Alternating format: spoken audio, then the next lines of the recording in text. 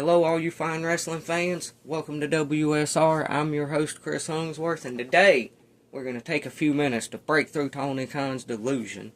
Because Tony Khan has recently made the statement that AEW's viewership and ratings have constantly been on the rise year over year. And I'm here to disprove that because I've taken the time to do some research and crunch some numbers to bring you folks some statistics. And as we all know, you can't really argue with numbers. So, let's look at AEW Dynamite's average yearly viewership. In 2022, Dynamite had an average weekly viewership of 960,000. That's good. That's getting close to the million threshold that most companies actually like to see. Alright, but unfortunately, Tony Khan can't sustain that with his sporadic booking style. Because in 2023, just a year later, their viewership would drop roughly 141,000 to 869,000 for average viewerships in 2023. That's not too bad, and I really won't rout him too bad about that. But in 2024 last year, Dynamite only averaged 709,000 viewers. That's getting pretty close to being pathetic. But let's look at this year where Tony Khan and AEW Dynamite hit full-blown pathetic on their yearly viewership. Because this year, Dynamite is only on track to average 617,000 viewers on a weekly basis. Now, I don't know about you guys, but I would say in the course of 3-4 years, dropping 350-ish thousand viewers would be a decrease, not an increase in viewership. Alright? But I know Dave Meltzer and Tony Khan will probably try to say, well, that's because people don't watch TV anymore because of streaming.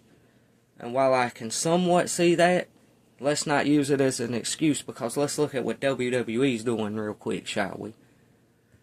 This year, Raw has averaged 2.6 million viewers a week, and SmackDown has averaged 1.5 million viewers a week. So if Raw and SmackDown can average well over a million, why are you coming up with excuses for why you're barely breaking 500,000? Alright, let's look at their most recent special show, Grand Slam. In 2022, Grand Slam drew 1,390,000 viewers. That's pretty good. But, again, as you're about to see, that's going to slowly decrease in 2023 and then plummet in 2024. In 2023, Grand Slam drew 984,000 viewers. This is still pretty good. It's a decrease, though, but I won't write them about it too bad. But 2024, much like we saw with their Dynamite ratings dropping, Grand Slam drew an average of 702,000 viewers for that show.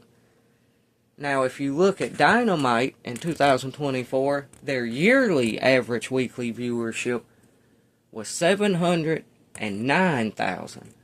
So that matches up real well with Grand Slam only drawing 702,000.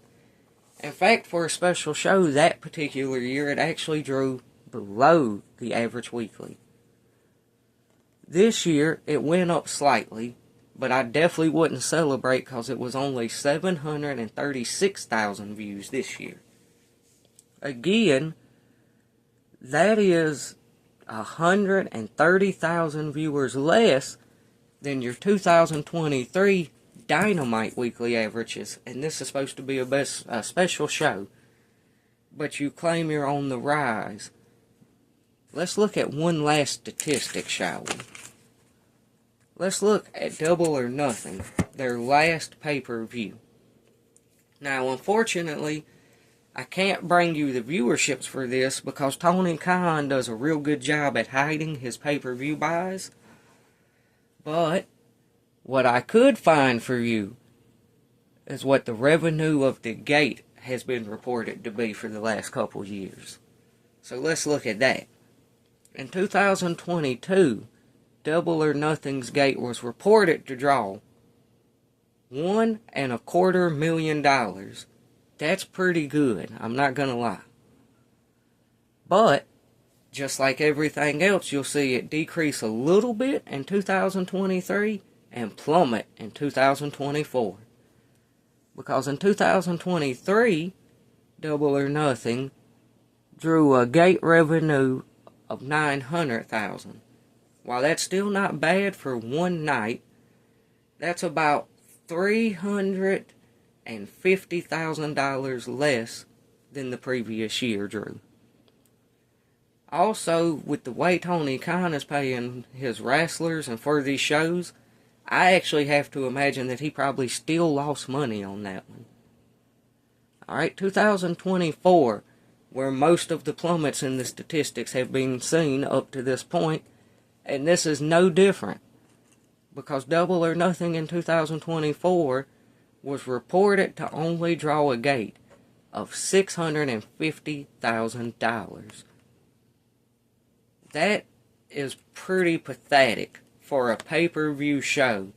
This is supposed to be one of your specialer events, and you really, really need to be bringing $1 million, if not more. I mean, look at the amounts of money WWE's making on these shows. Now, this year, I will give Tony Khan some credit. He did have an increase for Double or Nothing this year. It was back up at around the 800,000 mark.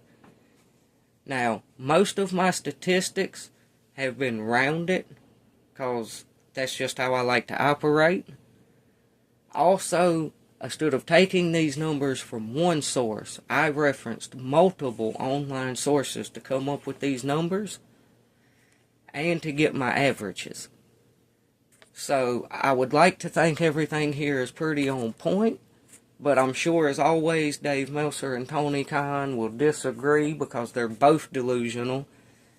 And even though Dave says he doesn't defend anyone, let alone Tony Khan, and that we all need to be quiet and listen to him because he was right all along, other than their TV deal, I'm not sure what he thinks he was right about, because he also said they would be bigger than WWE and that they're a better company than WWE. And so far, the statistics really aren't lining up with that. And yeah, they got a nice TV deal, but it's absolutely nothing compared to the one WWE got with Netflix. I mean, it makes WWE look like the billionaire, and AEW, their contract's like the little kid that gets sent to school with $20 lunch money, while all his buddies have like $100. I would say the best thing for Dave Meltzer to do would be sit down somewhere and be quiet before we have to call some professionals to come haul you off and put you in a padded room, because at this point, your delusion is getting very, very pathetic, and it makes me wonder if maybe you're not going senile in your old age.